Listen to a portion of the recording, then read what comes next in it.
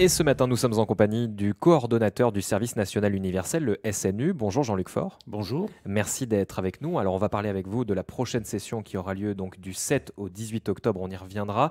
On vous avait déjà reçu fin mars pour présenter cette session 2024 avec le premier stage de cohésion qui devait avoir lieu en juin. Finalement, cette crise insurrectionnelle a chamboulé tout votre programme sur l'année au niveau du SNU. Alors, elle a tout bouleversé, effectivement, non seulement au niveau des séjours de cohésion, mais également au niveau de la mise en œuvre de la phase 2, de la des missions d'intérêt général que doivent suivre nos volontaires. On avait initialement prévu 3 séjours de cohésion sur l'exercice 2024, un séjour en juin en province sud au lycée d'Ikukewe, un séjour pendant les vacances du mois d'août au lycée Michel Rocard de Pointe-Boute en province nord, et un 3e séjour pendant les vacances d'octobre en province des îles au lycée William Aouja à Lifou. Donc le premier séjour de juin a été annulé de facto. Difficile d'envisager de réunir des jeunes et surtout de les transporter du nord des îles vers Nouméa ou Dimbéa. Le séjour d'août aussi a été annulé. Le séjour d'octobre initialement l'était aussi. Et puis on s'est un petit peu battu pour que ce séjour, avec la relative accalmie que l'on connaît actuellement, puisse se tenir quand même. On a convaincu l'État, effectivement, qu'il fallait donner l'exemple, croire en l'avenir. Et on a surtout sollicité les jeunes qui étaient inscrits pour la première session de juin, les jeunes, les encadrants, les partenaires, et tous unanimement ont répondu présent. Alors tous, sauf quelques-uns, hein, certains sont partis, qui en Polynésie française, qui à Wallis, qui en métropole ou ailleurs. Mais sur les 150 jeunes gens qui étaient initialement inscrits pour le séjour de juin, on en a récupéré un petit peu moins d'une centaine, ce qui nous permet de compléter l'effectif aujourd'hui pour le mois d'octobre. Donc il reste encore des places, les inscriptions Bien sûr, oui, oui. d'ailleurs ouvertes. Peut-être pour rappeler, puisque c'est un dispositif assez récent, ce qu'est ce service national universel, ce qu'il n'est pas aussi, je pense que c'est important de le redire. Alors, ce qu'il n'est pas, ce n'est pas un service militaire, hein. On est bien sur un service national universel citoyen. Il s'agit tout simplement de réunir pendant 12 jours, dans un séjour dit de cohésion, 150 jeunes dans un centre d'hébergement qui sera cette année en octobre le lycée La Pérouse. Nous serons hébergés à l'internat du lycée La Pérouse. Et de proposer à ces jeunes de conduire pendant 12 jours une réflexion complète sur les notions de citoyenneté, sur les notions de sécurité, de santé, de biodiversité, de développement durable, etc., etc. Et surtout de travailler sur les 2 fils rouges du SNU, que sont la cohésion, le vivre ensemble. On en a énormément besoin en ce moment, et la jeunesse, à travers ces séjours-là, montre l'exemple. Et deuxième fil rouge, c'est l'engagement, c'est-à-dire accepter de s'engager pour une cause, ce qui est l'objectif premier de la mission d'intérêt général, c'est-à-dire de la phase 2 du SNU. Alors est-ce que le SNU prend tout son sens aujourd'hui après ce qu'on a connu, de regrouper des jeunes et de travailler sur ces notions de vivre ensemble, de cohésion? Alors je voudrais dire oui, plus que jamais. Ce qui pouvait paraître très paradoxal, mais quelque part extrêmement encourageant. Quand au mois de juin, j'ai relancé les familles des jeunes, une fois qu'on a annulé le séjour de juin, pour leur dire que, bon, dans l'hypothèse où un séjour au mois d'octobre était réorganisé, est-ce qu'ils seraient partants? Les réponses que j'ai eues étaient tout à fait déconcertantes, encourageantes. J'ai eu des mamans de Yengen, des îles, de Yaté, de l'île des Pins et d'ailleurs, qui disaient mais Monsieur Faure, si vous saviez comme mon fils a été extrêmement déçu de ne pas pouvoir venir en juin, merci pour ce que vous faites pour la jeunesse de ce pays. Je veux dire qu'on a une compréhension des familles et compréhension des jeunes qui est quand même assez décalée par rapport aux événements que l'on a pu vivre, surtout à leur violence. Ces jeunes-là, unanimement, ont souhaité reprendre du collier et suivre ce séjour de cohésion. Donc oui, ça a tout son sens. Travailler dans l'esprit de cohésion, permettre à des jeunes de tous les horizons de vivre ensemble et de travailler ensemble dans une pédagogie qui est participative. On est pendant les vacances d'octobre, on ne va pas les remettre dans des situations de cours avec des informations descendantes ou autres. Ces jeunes sont partants aujourd'hui. Alors, on sait que le service national universel en Nouvelle-Calédonie, il permettait aussi de présenter les différentes institutions, le fonctionnement de la Nouvelle-Calédonie. Est-ce que vous avez revu, entre guillemets, votre programme, même si ce n'est pas scolaire, au vu de ce qui s'est passé le 13 mai? Alors, au niveau de la visite des institutions, non. Les jeunes se rendront à la résidence du haut-commissaire, les jeunes se rendront au congrès, ils seront accueillis au congrès, l'hémicycle du congrès qui accueillera également la présentation du gouvernement et du CESE, et nous nous rendrons au Sénat coutumier pour comprendre le fonctionnement de ces institutions et puis les mettre surtout également en parallèle avec les institutions nationales. Donc, non, non, au niveau institutionnel, on n'a pas changé grand-chose. La seule petite modification que l'on risque de subir, entre guillemets, c'est sur la journée dédiée à la sécurité.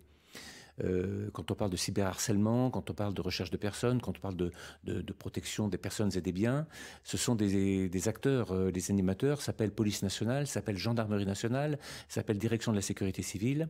Ce sont des gens qui aujourd'hui sont occupés à bien d'autres tâches que de venir animer des modules ou une journée en direction de jeunes volontaires du SNU. Donc j'espère, je croise les doigts, que ces partenaires pourront dégager quelques animateurs pour animer cette journée. C'est la seule interrogation que j'ai aujourd'hui.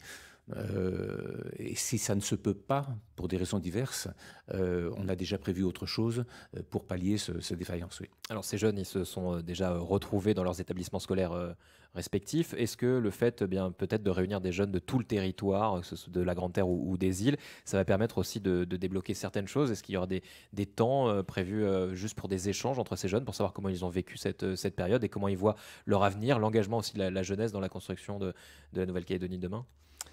Alors oui. Ce qu'il faut savoir, c'est que chaque fin de journée, lors du séjour de cohésion, on organise ce qu'on appelle des petits temps de démocratie interne. C'est-à-dire que les tuteurs de chaque maisonnée réunissent leurs volontaires et puis les font raisonner sur ce qu'ils viennent de vivre, ce qu'ils vont vivre la journée suivante. Et on a également intégré dans le programme de ce séjour de cohésion une formation à l'interculturalité. Qui va être extrêmement bénéfique. Moi, cette formation, je l'ai découverte, je l'ai suivie. Et ça permet de faire réfléchir les jeunes sur les notions de préjugés. Et donc casser ces préjugés, et notamment des préjugés qui peuvent être ethniques, qui peuvent être culturels, qui peuvent être politiques.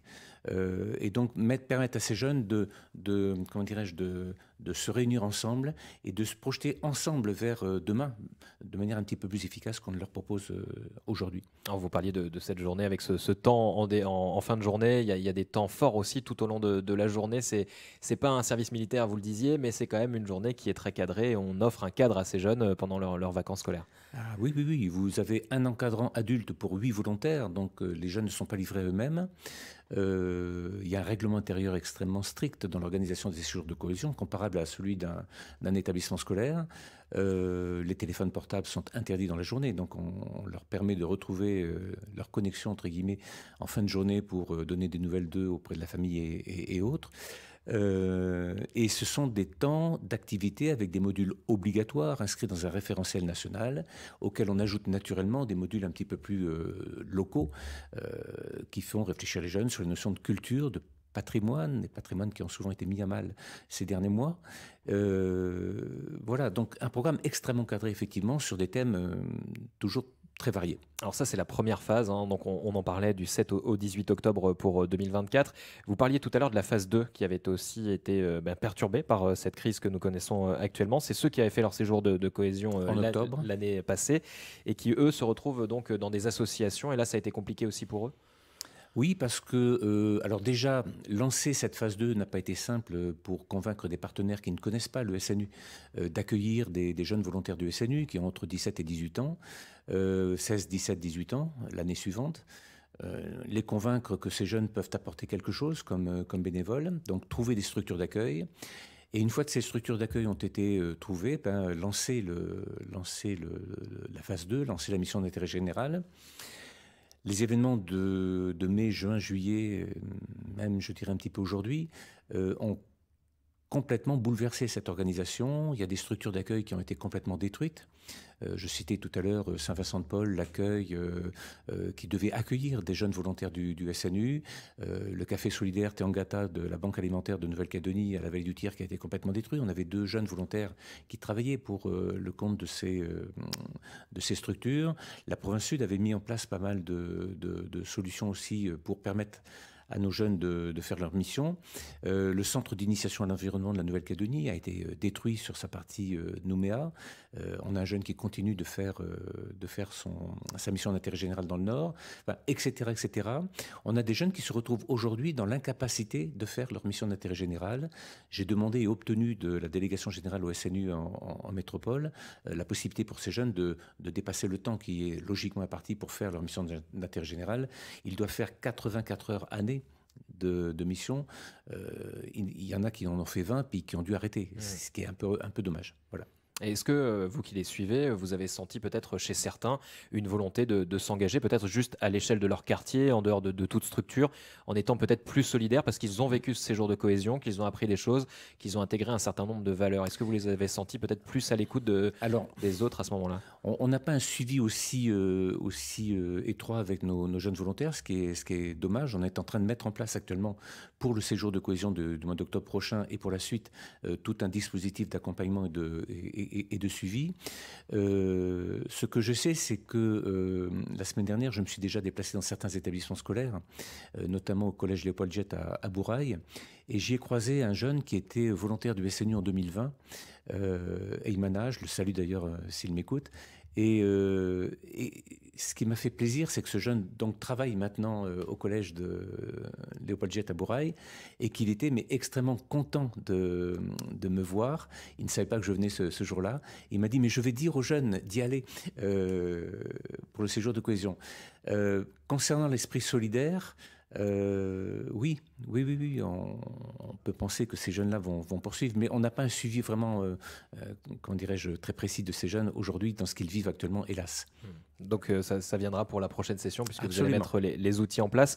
On peut rappeler peut-être, Jean-Luc Faure, pour terminer, les informations pratiques, j'ai envie de dire, comment on fait pour s'inscrire, à qui ça s'adresse exactement et combien de temps on a d'ailleurs pour postuler pour ce séjour de cohésion qui aura lieu au mois d'octobre. Alors les inscriptions se font en ligne, strictement en ligne. Il faut se connecter sur l'adresse, c'est moncompte, moncomte.snu.gouv.fr/préinscription, sans accent, tous en minuscules naturellement. Et ensuite, on se connecte. C'est assez intuitif comme démarche. C'est pas très difficile. Les inscriptions sont clôturées le 23 septembre, puisque le séjour va démarrer le 7 octobre. On attend du monde encore. On a plus de garçons que de filles. Ça serait bien si les filles pouvaient faire preuve d'initiative et rejoindre ce séjour. Il y a encore de la place. Allons-y. Vous serez les bienvenus. Donc toujours pour les jeunes de 15 à 17 ans. 15-17 ans, quel que soit leur statut. Qu'on soit scolarisé ou qu'on ne soit pas scolarisé, qu'on soit valide ou qu'on ne soit pas valide, qu'on soit dans une scolarité traditionnelle ou qu'on soit dans une scolarité adaptée, le SNU accueille tout le monde. Avec une particularité, c'est qu'il y a aussi des jeunes de Wallis et Futuna, c'est toujours le cas cette Alors année? Non, il y avait des jeunes qui étaient prévus à Wallis et Futuna, vous faites bien de poser la question, qui étaient prévus au mois de juin dernier. Et ces jeunes-là n'ont pas souhaité reconduire leur participation à ce séjour au mois d'octobre. Je veux dire que les événements de mai ont beaucoup choqué à Wallis et Futuna. Et les jeunes n'ont pas souhaité. Bon, ajouter à ça qu'en octobre, à Wallis et Futuna, c'est surtout beaucoup la période des communions, donc il y a beaucoup d'occupations familiales. Et voilà, donc on n'aura pas en octobre prochain de jeunes issus de Wallis et Futuna et on le regrette beaucoup. Bon, c'est parti remise pour l'année prochaine. Absolument. Merci beaucoup Jean-Luc Faure d'avoir été avec nous. Merci à vous.